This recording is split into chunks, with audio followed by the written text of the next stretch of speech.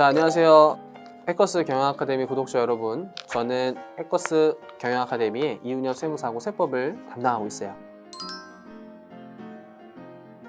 저희 저번 컨텐츠까지 21년 세무사 2차 회계학 2부에 많이 실수하는 모음집들을 좀 정리해드렸는데요.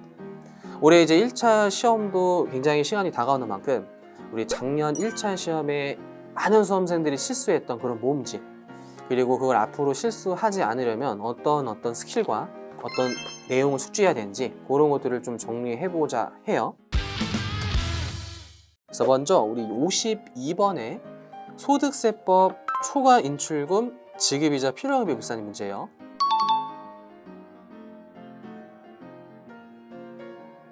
그래서 문제는 여기 이제 자료 화면으로 잘 보시고, 또 본인이 이제 갖고 있는 어떤 기출문제집이나 또 산인공에서 무료로 항상 이제 업데이트가 되기 때문에 그거를 또 이제 금방 다운받으셔서 보시길 바래요. 그래서 월차 결산에 따른 자산 부채 현황이 주어져 있고, 6월, 7월에 자산 부채 세법상 충당금 이런 자료도 부채에 포함되어 있어요. 두 번째 자료에 지급이자와 관련된 자료도 20%짜리 이자와 12%짜리 이자가 있는데, 호표시에 이 금액 중 50%는 채권자 불명의 사채이다, 뭐 이런 워딩이 있네요. 그래서 우리 뭐 본질적인 내용 같은 거를 여기서 설명드릴 수 없고, 어느 정도 안다는 가정하에 일단 관련 조문을 통해서 그래도 뭐가 실수 포인트인지를 한번 봐보죠. 먼저 소득세 시행령 조문, 여기 또 자료 화면에 이제 보시면 가사 관련 경비라는 조문에 이 초과 인출금 이자가 사실 이제 사업에 쓰였는지 불분명하고 그 관련 이자를 좀 부인해서 어떤 사업과 관련된 경비만 인정해주겠다, 이런 입법 취지가 담겨져 있는데요. 이때 계산하는 방식이 지급이자 곱하기 차입금 적수, 그리고 이제 초과 인출금 적수라고 되어 있는데, 그 아래쪽 3항을 보시면 위 1항이 규정하는 부채에는 필요경비에 산입한 충당금 및 중비금은 포함하지 아니한다. 일단 첫 번째 실수 포인트는 여기서 나올 수 있어요.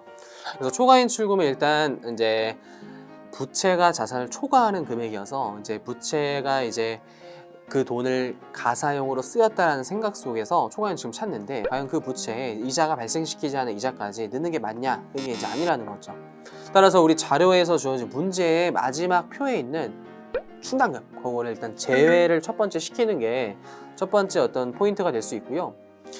그 다음에 두 번째 시행령 78조 2에 보면 지급이자 필요경비 순서, 그래서 사업과 좀 관련성이 없거나 규제 목적 대상인 지급이자는 4가지가 있을 수 있는데, 그게 동시에 적용이 된다면 다음의 순위에 따라 부인하세요 되어 있단 말이에요. 그래서 첫 번째가 채권자가 불분명한 차입금이자, 그리고 건설자금 이자, 그리고 세 번째가 초과인출금 이자예요.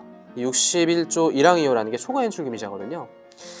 그래서 지금 문제에서는 1호와 3호가 있는 상황에서 하필 1호의 채권자 불명 사채 이자가 50%만이에요. 50%만. 그래서 이런 게 이제 사실 이제 문제 풀다가 간과하거나 봤어도 풀다 보면 스무스하게 놓치는 부분이죠. 그래서 문제에서 본 52번에 20% 중 40만 원에 50%에 해당되는 반만 채권자 불명 이자를 부인하고, 그 남은 반과 12%의 120만 원을 합쳐서 3순위 초과인출금을 가셔야 돼요. 그래서 위에 일단 부채 제외를 빨리 하신 다음에 다시 계산 문제를 풀 때는 부인 순서와 동시에 50%라는 그 포인트, 요것만 부인하고 나머지 것들만 초과인출금 부인하는 이런 것들을 동시에 사용하면서 빠르게 풀어야 되기 때문에 당연히 이제 시간 싸움 문제에서 많이 실수를 하는 것이다. 그래서 애초에 초과인출금이 나오면 몇 가지 이런 주요 포인트들이 있고, 이걸 이제 하나의 어떤 이제 문제풀이 순서로 적용을 해서 머릿속에는 이런 것들 다 떠올린 뒤 문제를 적용해야 되지, 이거를 그냥 자료마다 급급하게 풀려고 그러면 분명히 실수를 해요. 그래서 이 관련 조문에 이런들이 포인트인데 또 다른 거는 또 이렇게 포인트가 될 수 있고 이렇게도 실수할 수 있구나, 그런 과정을 배우신다라고 보시면 돼요. 또 다음 문제를 통해서 한번 봐보죠. 그래서 이번에 55번에 우리 최근에 나름 개정된 주택 임대 소득업자, 그 중에서도 분리과세 특례를 적용받는 2천만 원 이하에 해당되는 자인데요. 사실 기출문제가 항상 완벽하다라고 볼 수는 없어요. 그래서 어느 정도 표현이 좀 부실할 때도 있고요. 아주 간혹 오타나 오류가 나오기도 해요.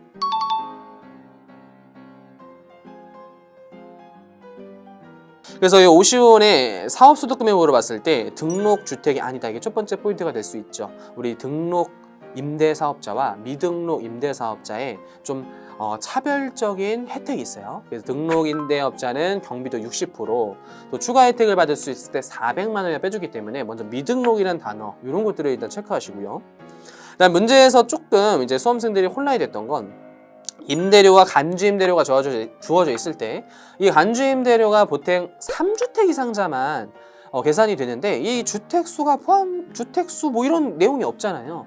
그래서 이게 주택수가 한 2개밖에 없으니까 자료에서 간주임대료 계산을 하지 않는 게 맞다. 뭐 이렇게 자칫 해석할 수 있는데 근데 간주임대료를 그냥 준 이상 사실은 표현이 주어져야 되는 게 개인적으로 맞다고 생각을 해요. 근데 그냥 간주임대료 주어진 이상 이 사람은 3주택 이상자였고 그래서 간주임대료를 그냥 계산한 금액 자체를 줬어요.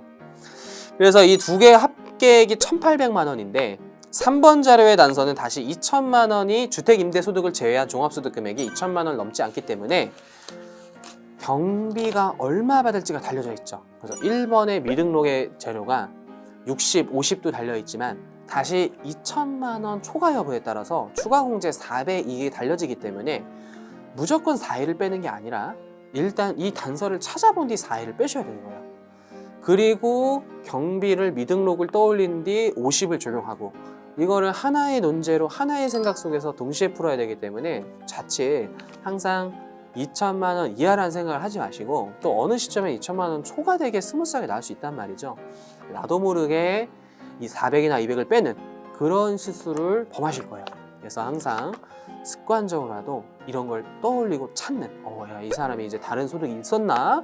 그다음에 이 사람 등록이었나? 또 이게 자료 순서가 항상 그 등록주택 여부가 여기 있는 게 아니잖아요. 어떨 때 맨 뒤에 있고 어떨 때 문제 속에 숨어 있기도 하고 그렇기 때문에 우리가 이런 문제 자체에서 이거 요 단서로 찾았지가 아니라 이 내용을 봤지 이게 순서가 항상 똑같은 게 아니에요. 그런 생각을 꼭 가지셔야 돼요. 그래서 이런 과정으로서 풀어야 된다라는 것들을 아셨으면 좋겠고요.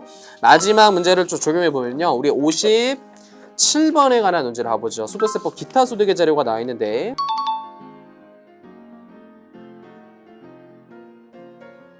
종합 과세할 기타 소득 금액은 근데 뭐 단서지면은 뭐 원천징수 잘했다 뭐 이런 표현이고요. 첫 번째 주택 입주지세상금 포인트는 일단 경비가 80%를 의제시켜줘요. 그래서 무조건 경비를 80 뺄 수 있고 두 번째 우리 공익사업과 관련된 지상권 대여 소득이 기타 소득이고 두 번째로는 경비를 60% 의제해줘요. 그래서 이런 것들은 이제 기존 기출에서도 잘 나와서 아마 실수 없이 잘 하실 확률이 높은데 마지막에 서화소득이 작년에 개정이 됐단 말이에요. 기존에는 그냥 서화양도소득, 기타소득 이런 표현만 있었었는데 이게 이제 중간에 약간 브로커 형식으로 중개하는 분들이 서울동 보면 좀 계속 반복적인 행위를 하자 이제 사업소득이냐 아니냐 이런 좀 이슈가 있어서 가지고 법이 좀 명확히 사업자를 두거나 사업자 등록을 이제 해서 이제 서화활동 보면 양도하는 것만 사업소득이고요. 그 외에 그러니까 사업장이 없거나 애초에 거래를 사업자 등록을 하지 않은 그런 분들은 여전히 횟수에 관계없이 기타 소득이 된단 말이에요. 그래서 그 내용을 바로 반영해서 출제를 했단 말이에요. 근데 사실 문제를 잘 읽으신 분들은 서화활동품을 보자마자 푸실 필요가 없어요. 왜냐면 이게 종합 과세할 기타 소득 금액을 물어봤잖아요. 근데 우리 서화활동품은 뭐 과세 대상이 뭐 6천만 원 이상이고 뭐 박물관, 미술관의 양도면 비과세고 또 경비가 뭐 1억 이하면 90, 80이면서 방금 전에 설명드렸던 그 사업소득 이슈가 있지만 기본적으로 분리과세 소득이에요. 그러니까 이게 어찌됐든 무릎에서 요구하는 종합과세할 기타 소득 금액에는 단서만 살짝 읽어보면 사업장을 갖추거나 등록을 하지 않았기 때문에 기타 소득이 돼버렸죠. 기타 소득이 된 이상 분리과세로 생각하셔야 돼요. 그리고 이게 사업소득이 돼봤자 기타 소득 금액이 아니기 때문에 그냥 서화활동품 자료는 이 문제에서 읽을 필요가 없었던 거예요. 보자마자. 근데 이거를 그냥 스무스하게 올해 개정된 거 맞아. 선생님이 개정된 거 알려줘서 집에서 막 사업장 맞아 기타 소득 이제 하면 나도 모르게 종합과세할 이런 워딩은 머릿속에 날아가고 이거를 이제 막 경비 또 막 90, 80 되게 헷갈리잖아요. 그런 것들을 하면서 나도 모르게 풀어버려요. 그럼 그 풀었을 때 답이 하필 있을 거야 아마 제 느낌은 숫자마다 한 5번 정도 금액이 큰 숫자 있지 않을까 생각이 드네요. 교수님은 그런 걸 다 고려해서 문제를 만드시기 때문에 깜빡 속고 5번을 찍고 넘어가는 그런 실수를 많이 범하셨다.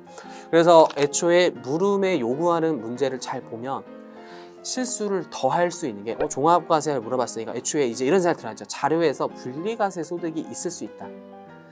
또는 비과세 소득이 있을 수 있다. 그런 것들은 제거해서 풀어야겠다. 그리고 기타 소득급여를 물어봤기 때문에 경비 같은 걸 차감하는 그런 것들이 직관적으로 떠올리고 푸는 거야.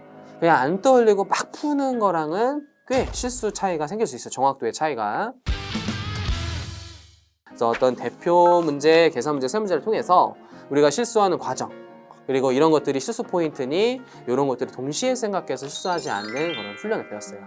그래서 이런 이제 스킬이 쌓아지면은 여러분들이 스스로 응용하는 능력이 길러질 걸로 보여요. 그래서 다음 시간에는 이제 1차 부가가치세법으로 요 실수 포인트를 한번 정리해 볼게요. 자, 이 영상이 마음에 들으셨다면 구독과 좋아요 눌러주시고요.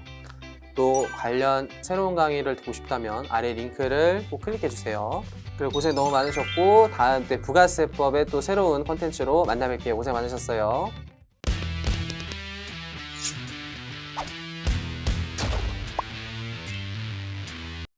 자, 안녕하세요. 에커스 경영아카데미 구독자 여러분, 이윤엽 선생님입니다. 오늘도 여러분들의 그 실수를 방지하기 위해서 작년 세무사 1차 부가가치세법의 주요 실수 포인트를 좀 준비해봤어요. 그래서 이제 1차 시험이 몇 달 안 남았잖아요. 그래서 어느 정도 이론을 충분히 숙지한 뒤에는 그 다음부터는 함정과 실수를 줄이는 그 공부 방법과 습관을 잘 들이셔야지 새로운 유형이 나왔을 때도 또 그때 똑같은 실수 포인트 이런 것 그리고 새로운 실수 포인트 이런 것도 함정에 걸리지 않기 때문에 그런 것도 유념하면서 문제를 이제 푸시길 바래요. 그래서 오늘은 부가세법 첫 번째 77번 문제인데요. 부가세법에서는 겸용사업자의 계산 문제가 매년 한 문제 이상 출제가 돼요. 작년에도 2문제가 출제되었는데요. 그중 77번은 납부세액 재계산이라는 유형이에요. 그래서 여기서의 이제 내용을 간단 문제를 보시면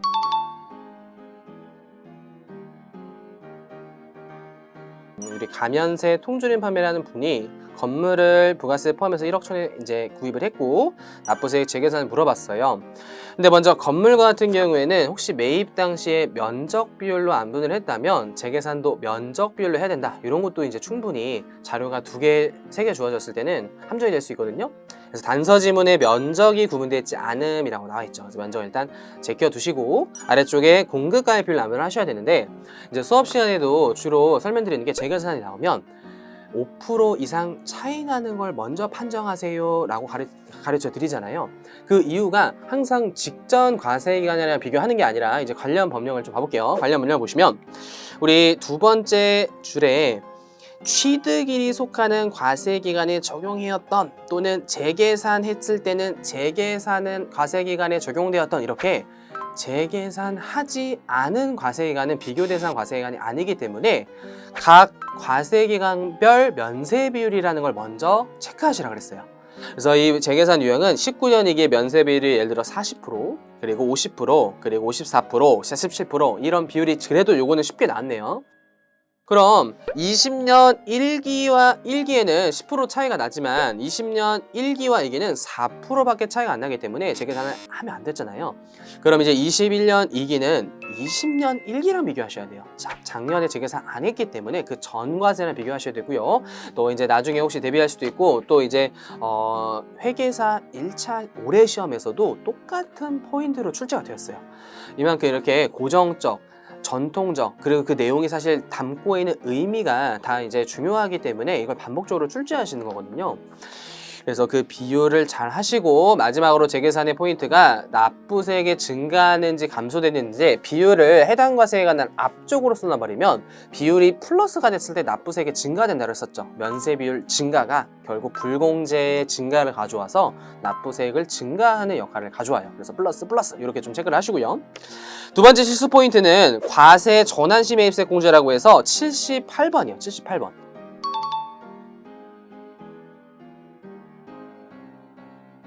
그래서 78번에 면세사업에 쓰던 아래의 제화를 과세사업의 면세 공통사용이다라는 일단 단어를 씀으로써 일부 전환이라는 유형을 수험생분들이 체크하셨어야 돼요. 그때 이제 계산 문제로 매입세 공제받을 수 있는 금액을 물어봤는데 전형적인 함정 실수는 일단 크게 2가지예요. 첫 번째가 감가상각 자산에 한하여 해줘요. 과세사업에 사용된, 아무래도 비상각 자산 같은 경우에는 이제 과세사업에 쓴 비율이 이게 면세사업에 쓴 게 확실하고 과세사업에 쓴 게 확실한 경우가 훨씬 많지, 공통으로 사용되는 경우에 좀 드물단 말이죠. 그렇기 때문에 일부 사용했을 때 이런 구분이 모호해서 안 해주는 정도로 생각하시고요. 그래서 일단 원재료라는 제한을 제끼셔야 돼요. 그래서 기계건물 두 가지를 하셔야 되는데, 두 번째가 과세 전환 시 매입세 공제 특례는 확정 신고 시만 적용하는 문제죠. 그래서 이제 별로 없는 몇몇 안 되는 앞글자 중에서 우리 대전의 과일가게라는 앞글자가 부가세에서 확정 신고 시에만 적용되는 규정이에요. 그래서 대전의 그 과가 과세 전환 시 매입세 공제 특례고, 이걸 예정 신고 때 해버리면 다시 확정 신고 때 정산을 또 해야 돼요. 과세 전환을 했는데 그 안에서의 또 비율을 정산해야 되는 어려움이 있기 때문에 굳이 예정 신고 때 할 필요가 없다. 6개월치 비율로 한 번만 계산해내면 편리하다라는 거죠. 근데 아래쪽에 표를 보시면 일부러 교수님도 그런 수험생의 자주 실수하는 포인트를 너무 잘 아시기 때문에 공급가의 기준을 1월부터 3월, 4월부터 6월을 나눠서 제시했어요. 근데 과세전환 시 매입세 공제는 6개월치 비율을 한 번 계산해서 확정 신고 때 하기 때문에 우리 4월부터 6월의 비율로만 구하신 수험생분들이 분명히 계셨을 거예요. 근데 우리는 6개월치 20억, 30억을 더한 50억 분의 30억, 과세 15억, 10억 더한 50억 분의 30억의 6개월치 비율이라고 해야 돼요. 그게 우리가 이론상으로 외웠던 확정 신고 시에만 적용한다, 그런 걸 담고 있는 계산 포인트예요. 그래서 겸용사업자는 혹시 지금 아직 좀 너무 어려워요 이런 분들은 일단 각 주제별로 과세 전환에 관한 문제, 재계산에 관한 문제, 그 다음에 정산에 관한 문제, 매각에 관한 문제, 그 유형을 일단 잘 생각하고 숙지하셔야 돼요. 그리고 반복적으로 한 다음에 이제 그 유형이 섞여서 수험생 머릿속에는 이게 재계산에 났던 건가? 전환에 났던 건가? 이런 것들이 혼돈되거든요. 그래서 그 단계별로 유형을 정리하신 다음에 최후적으로 마지막으로 그 안에서 헷갈렸던, 내가 문제 풀면서 그런 것들을 스스로가 정리하시고, 이게 재계산 규정이었지, 또 재계산과 전환이 이런 차이가 있구나, 그것까지 반드시 정리하지만 이 겸용사업자를 실수 없이 푸실 수 있을 거예요. 그래서 가장 부가세에서 어려운 그 겸용사업자가 시험에는 잘 나오기 때문에 꼭 실수까지 정리하셔서 시험장에 들어가시길 바래요. 그리고 마지막으로 이제 다음 또 콘텐츠에는 법인세법 실수 포인트를 대비할 거고요. 또 영상을 보시는 분들도 이제 제 실수 포인트를 토대로 본인의 어떤 그 실수 포인트를 찾는 그런 훈련을 하셨으면 좋겠어요. 저는 아무래도 대중적으로 많은 수험생들이 틀리는 포인트를 기준으로 설명을 드린다라고 설명드릴게요. 영상이 도움이 되셨으면 구독과 좋아요 꼭 눌러주시고, 이 외에 더 많은 세무사 강의를 듣고 싶으신 분들도 아래 링크를 참조해 주셔서 이제 들어가시면 좋겠어요. 그래서 영상 마무리 지을게요. 너무 감사드려요.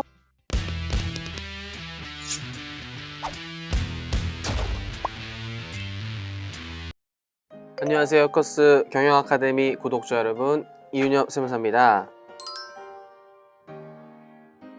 이제 부가세까지 정리를 잘 했는데요. 오늘은 법인세 문제를 같이 풀어보면서 이제 제가 알려드린 실수 포인트나 이제 여러분들이 또 자주 틀리는 주제들을 스스로 정리해 나가시면서 올해 시험을 대비해 주셨으면 좋겠어요. 그래서 작년 법인세는요, 참고로 좀 생소하고 신유형이 많이 나왔던 해요. 예를 들어 오늘 이제 강평은 안 하겠지만 접대비 문제도 특이하게 어떤 X값인 매출액을 물어봤고, 또 지급이자 문제도 물음표를 뚫으면서 방정식으로 뭔가를 구해야 되는 문제들이 나왔단 말이에요. 그게 저희가 시간이 여유로웠으면은 모두 풀어서, 또 우리가 뭔가 절대평가 시험이 아닌 상대평가였다면 한 문제라도 남들보다 더 맞춰야 되기 때문에 다 푸셔라 라고 저도 추천을 드리겠지만, 저희 시험이 워낙 시간도 없고요, 실제 1차가 절대평가이기 때문에 그거를 맞춰서 배점이 높은 것도 아니에요. 이게 다 2.5점으로 40문제가 균등하기 때문에 신유형이나 좀 낯선 문제들은 내가 평소에 잘 보지 못했다, 기출문제 10년 동안 나오지 못했던 유형이다, 선생님한테 배웠지만 좀 내가 좀 약한 부분이다 하는 것들은 바로 건너뛰셔야 돼요. 그래서 법인세가 작년 계산 문제 좀 굉장히 좀 까다로웠고, 그런 문제들은 그냥 공부 차원에서 한 번씩 풀어보는 게 좋지, 이제 시험장에서 푸시는 건 좀 위험할 수 있다는 것이, 위험할 수 있다. 그래서 오늘은 미래에 또 2차나 올해 1차 이럴 때 나올 수 있는 63번 문제를 통해서 그 암과 모름, 실수 이런 것들을 잡아보죠.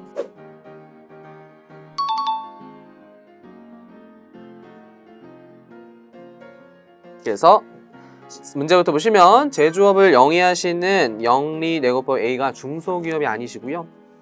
우리 사업연도 나와 있고, 기니디 합계 이런 문제들을 특히 세무사 1차 문제에서 좋아해요.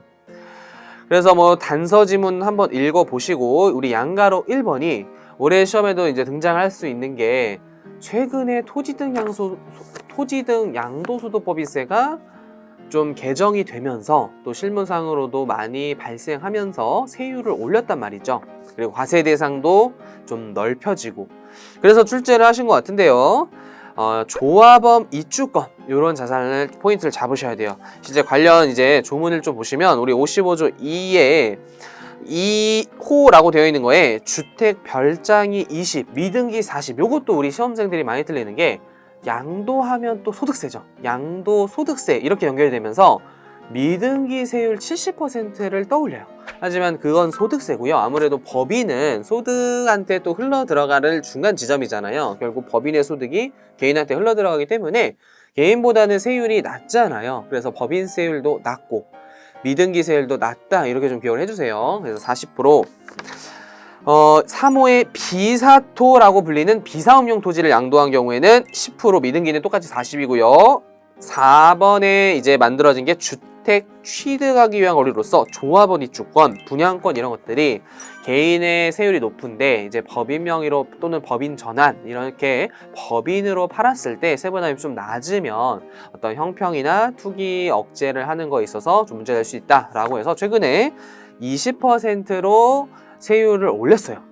그래가지고 1억 5천 곱하기 20%, 기억은 3천이고요. 우리 양가로 이번에 사실 시험에 처음 나온 포인트이기 때문에 이 당시 시험에서도 좀 맞추기 어려웠어요. 장부를 빚이 기장 의무 이행하지 않았을 때 장부기록 보관 불성실 가산세라고 해가지고 둘 중 큰 금액을 적용하셔야 돼요. 근데 이제 첫 번째 큰 금액은 그냥 단순히 세액의 20%인데, 우리 혹시 결손난 기업은 세금이 없잖아요. 근데 세액의 20% 할 때 세액이 안 나오면 가산세가 없기 때문에 그때는 매출액의 7만 분의 7 이런 식으로 적용을 해라. 그래서 둘 중 큰 금액을 적용하세요 라는 이제 물음이었고, 마지막으로 세 번째는 우리 시험에 또 잘 나오는데, A의 21기 각 사업연도 소득금액에는 주 비제조업에게 일시적 자금 대여 후 국내에서 수취한 이자 500이 있어요. 우리 법인도 원천징수를 하기는 하는데 모든 소득에 대해서 하는 것이 아니라 한정된 금융소득 정도를 한단 말이에요. 그래서 이자와 배당 중 투자신탁계획을 하죠. 그래서 이렇게 통로에 해당되는 수많은 투자자들한테 소득이 지급될 때 원천징수를 하는 것이지, 일반 개인끼리는 그냥 소득을 받은 사람이 납부해도 괜찮기 때문에 원천징수 의무가 없단 말이에요. 그래서 이자 같은 경우에는 원천징수 의무가 있고, 배당 중에서는 투자신탁계획만 있는 건데, 500만 원 곱하기 비영업대금이익은 25%예요. 참고로 우리 소득세법은 적격 P2P라는 거래를 통해서 비영업대금이익을 수취했다면 14%지만 우리 P2P가 개인 간의 거래이기 때문에 법인세 조문에 일단 그 거래가 있을 수가 없어요, 애초에. 그래서 조문에도 없고요. 그냥 비영업대금이익은 25다. 이렇게 비영업대금 25다. 그 외 이자는 14%, 투자신탁이익 14%. 그거 출제하신 거죠. 근데 항상 함정으로 일반 현금 배당 같은 일반 배당 소득을 지급하였다, 원천징수 해봐라, 이걸 던진단 말이에요. 그때는 없어요. 원천징수 의무가 없어요. 그래서 그거 좀 소득세랑 차이 나는 거 함정으로 많이 실수하기 때문에 다음 시험에도 꼭 대비를 하셨으면 좋겠다라는 거예요. 그래서 우리 법인세 또 올해 시험 잘 마무리 잘 하시고요. 시험이 얼마 남지 않았기 때문에 지금부터는 여러분들의 물론 규칙적 생활을 통한 공부도 중요한데, 이제 공부를 막 엄청 12시간 마력해서 체력을 막 깎아내리기보다는 그 집중된 공부 시간에 공부를 한 후 오히려 운동이나 약간 이게 사실 또 마음 같아서 불안해서 운동 어떻게 하는데 마음을 차분히 갖고 자신감을 갖고 오히려 내가 공부한 것만 맞추자라고 했을 때 공부가 더 잘 될 수 있어요. 괜히 이것도 조금 보고 저것도 조금 보고 그냥 이것도 나올 것 같으니까 이렇게 하다간 더 위험하니까 차라리 그냥 과감이라 절대평가다. 60점, 그래 세법은 뭐 50점, 그리고 뭐 선택법과 재정화 고득점 이렇게 어느 정도 그런 또 방법이 마지막에는 또 빛을 발할 수 있기 때문에 너무 다 하려고 하지 마세요. 그래서 공부한 거를 맞추자. 그래 이거는 과감히 틀려주자. 2차 때 하자. 이런 식으로 하시는 게 더 도움이 될 수 있어요.